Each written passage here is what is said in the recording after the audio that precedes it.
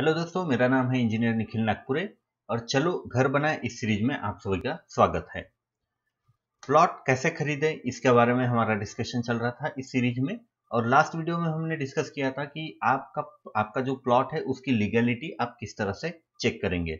अगर आपने वो वीडियो नहीं देखा है तो हमारे सीरीज में उसको सर्च कीजिए यूट्यूब पे और उस वीडियो को जरूर देखिए। आज के वीडियो में हम देखेंगे कि प्लॉट आपको परचेस करते वक्त या फिर कोई भी अगर आप प्लॉट सिलेक्ट कर रहे हैं आपके घर के लिए तो उसे सिलेक्ट करते वक्त आपको जो बेसिक एमिनिटीज है उनका किस तरह से ध्यान रखना है, कौन से बेसिक एमिनिटीज आपको चेक करना है ताकि आपको प्लॉट की तरफ से ज्यादा बेनिफिट मिले और अगर आप वहां पे कंस्ट्रक्शन करते हो तो आपको लाइफ टाइम कोई दिक्कत ना जाए। दोस्तों, सबसे पहले है वाटर। पीने का जो पानी होता है या फिर नहाने धोने के लिए जो भी पानी हम इस्तेमाल करते हैं तो आपको ये जरूर चेक करना है कि म्यूनिसिपैलिटी का वहां पे जो वाटर पाइपलाइन है वो वहां पे अवेलेबल है या नहीं है।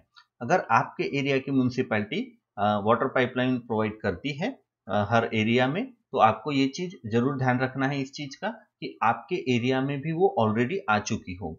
क्योंकि अगर जैसे मान लीजिए वो नहीं आई है तो आपको हो सकता है कि थोड़ा ज़्यादा खर्चा आए आपको खुद के जो प्लॉट है आपका जहाँ पे आप घर बनाओगे या फिर जब भी घर आपका बन जाएगा तब वहाँ पे वो पाइपलाइन लगाने के लिए। लेकिन जैसे मान लीजिए आपने जिस कॉलोनी में आपका प्लॉट खरीद रहे हैं वो ऑलरेडी डेवलप्ड कॉलोनी है, वहाँ पे ऑलरेडी घर बन चुके हैं, तो ऑब्वियस सी बात है कि वहाँ पे जो वाटर पाइपलाइन है वो ऑलरेडी आ चुकी होगी तो आपको थोड़ा कम खर्चा आएगा। लेकिन अगर आपने ऐसी जगह प्लॉट लिया है जो कि जस्ट फ्रेश लेआउट है जहाँ पे अभी अभी प्लॉट्स खुले हैं बेचने के लिए और आपको जैसे वहां पे घर बनाना है 1-2 साल में खरीदने के बाद तो वहां पे डेवलपमेंट के लिए थोड़ा टाइम लगेगा। तो इसलिए वहां पे बाकी जो एम्यूनिटीज है जैसे हम पाइपलाइन की बात कर रहे हैं गवर्नमेंट की तरफ से जो म्यूनसिपलिटी की तरफ से आती है तो वो भी आने में हो सकता है वहां तक टाइम हो थोड़ा या फिर अब तक नहीं आ चुकी हो। तो ऐसे वक्त में आपको थोड़ा ज्यादा खर्चा करके उसको लाना पड़ेगा। ठीक है, तो यहाँ पे आपके कुछ पैसे बच सकते हैं। Then second thing is guys electricity.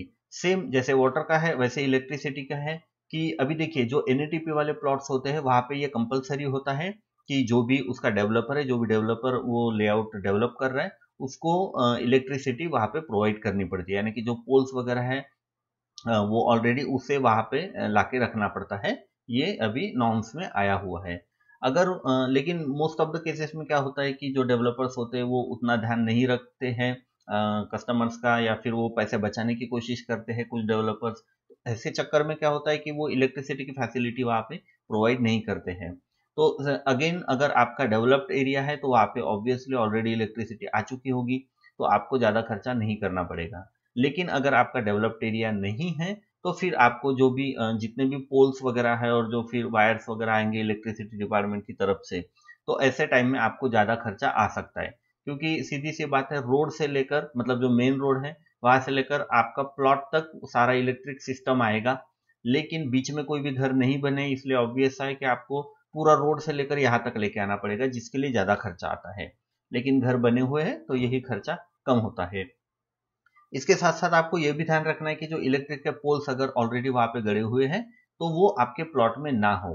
क्योंकि अगर प्लॉट आपका जो भी प्लॉट का बाउंड्री है उसके अंदर अगर इलेक्ट्रिक का पोल गड़ा हुआ है तो उसको हटाने के लिए फिर से आपको खर्चा आएगा। आप समझ सकते हैं मैं कैसे खर्चे की बात कर रहा हूँ। तो ये सारी दिक्कतें आपको आ सकती है। तो इन छोटी छोटी चीजों में आप आपका अच्छा खासा अमाउंट बचा सकते हैं। मतलब प्लॉट खरीदते वक्त जिस तरह से हम बार्गेनिंग करते हैं कि ताकि हमें कम से कम रेट में प्लॉट मिले तो वहां पे आप जितना बचाते हैं उसी तरह से आप यहाँ पे भी आपका पैसा बचा सकते हैं। Then guys roads. रोड्स होना बहुत इंपॉर्टेंट है क्योंकि जैसे अभी एनएटीपी वाले जो प्लॉट्स है वहां पे 30 फीट 40 फीट के रोड अवेलेबल है, अच्छी बात है।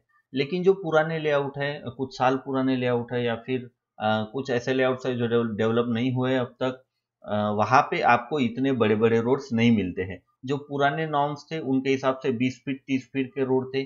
कुछ कुछ तो ऐसे केसेस है जहाँ पे 12 फीट 15 फीट 16 फीट इस टाइप के रोड्स है।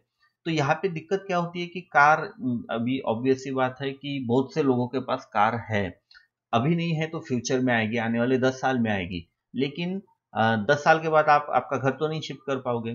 तो ऐसे वक्त अगर आपका रोड बड़ा नहीं है तो कार्स आने जाने के लिए दिक्कत होती है। आप पार्किंग भी नहीं कर सकते। अभी कुछ लोग होते हैं जो प्लॉट के अंदर मतलब अपने जो पार्किंग एरिया है घर का वहां पे पार्क करते हैं, लेकिन बहुत सारे लोग आज भी ऐसे हैं जो घर के बाहर यानी कि गेट के बाहर ही कंपाउंड वॉल को लग के खुद की कार पार्क करते हैं। तो अगर आपके आगे जो भी रोड है वो अगर छोटा है तो कार पार्किंग के लिए आपको दिक्कत जा सकती है, कार आने जाने में भी आपको दिक्कतें जा सकती है। तो इसलिए ध्यान रहे कि आपका जो भी रोड है उसका साइज बड़ा हो। साथ ही साथ आपको ये भी ध्यान रखना है कि आपका रोड डेवलप हुआ हो, मतलब वहां पे ऑलरेडी रोड बना हो। अगर ऑलरेडी रोड बना है तो अच्छी बात है, आपको ज़्यादा इंतजार नहीं करना पड़ेगा रोड बनने के लिए। फिर जैसे बारिश में अगर रोड नहीं बना है तो बारिश में बहुत दिक्कत जाती है, वहाँ पे पानी मतलब जो भी पानी वगैरह है बारिश का वो जमा हो जाता है, तो ऐसे वक्त घर से निकलने में दिक्कतें जाती है। ऐसे बहुत सारे हेडेक्स होते हैं। आप जब रहने जाते हो तो आपको धीरे धीरे ये चीज़ें ध्यान में आती है। तो इसलिए ये कुछ चीज़ें हैं जिनका आपको ध्यान रखना है, और अगर ये ऑलरेडी डेवलप्ड है तो ये आपके लिए जरूर बेनिफिशियल होगा। देन गाइस ड्रेनेज सिस्टम, ये एक बहुत ही इंपॉर्टेंट फैक्टर है, क्योंकि मैंने बहुत सारे प्लॉट स्कीम्स में देखा है कि ड्रेनेज सिस्टम वहाँ पे प्रॉपर अवेलेबल नहीं होता है। जो भी हम नाली वाली बनाते हैं, आपका जो भी ड्रेनेज है बाथरूम वगैरह का जो पानी है या फिर कपड़े धोते हैं हम बर्तन धोते हैं उनका जो पानी है वो जाने के लिए प्रॉपर ड्रेनेज सिस्टम होना जरूरी है, नाली होना जरूरी है। अब वो अगर नहीं रही तो बहुत सारे लोग क्या करते हैं कि जैसे उनका घर बन गया है उनके प्लॉट में, बाजू का प्लॉट खाली है तो वहां पे सारा ड्रेनेज का पानी छोड़ देते हैं। हालांकि अब उनके पास कोई ऑप्शन नहीं होता है, बट ये अच्छी बात नहीं है। कहीं ना कहीं जाके ये चीजें रुकनी चाहिए। तो इसलिए अपने घर के आगे अगर ड्रेनेज सिस्टम अच्छा बना हुआ है, नाली बनी हुई है, तो आपको रहने में आपका जो आजू बाजू का एरिया है जहाँ पे आप रह रहे हो वहाँ पे गंदगी नहीं फैलेगी, वहाँ पे पानी नहीं जमा होगा, तो इससे बीमारियां भी कम रहेगी, आपकी सोसाइटी भी अच्छी रहेगी। साथ ही साथ जो बड़ी सिटीज होती है वहाँ पे सीवर लाइन भी प्रोवाइड करते हैं, यानी कि जैसे छोटे शहरों में क्या होता है कि सेप्टिक टैंक बनाते हैं, यानी कि टॉयलेट का जो पानी होता है जो भी पानी होता है वो सेप्टिक टैंक में जमा होता है। लेकिन बड़ी बड़ी जो सिटीज है वहाँ पे सीवर लाइंस भी दी होती है ताकि सेप्टिक टैंक का पानी जो है वहाँ पे ओवरफ्लो होके हम वहाँ पे सेप्टिक टैंक का पानी जो वो ट्रांसफर कर सके, सीवर लाइन में छोड़ सके उसको। ओके, लेकिन ये मेट्रो सिटीज में खास करके होता है, छोटे शहरों में नहीं होता है। लेकिन आपको एटलीस्ट नाली का तो भी ध्यान रखना है कि आपका जो मतलब बेसिक ड्रेनेज सिस्टम है वो तो भी वहां पे दिया गया हो। देन गाइज गार्डन या और कम्युनिटी हॉल स्पेस, जैसे आपने कोई भी एनएटीपी स्कीम में अगर प्लॉट खरीदा है तो वहाँ पे गार्डन एंड कम्युनिटी हॉल के लिए उन्हें मैंडेटरी होता है कुछ जगह छोड़ना 10% तो ये सारी चीज़ें अगर वहाँ पे ऑलरेडी डेवलप हुई हो तो और अच्छी बात है।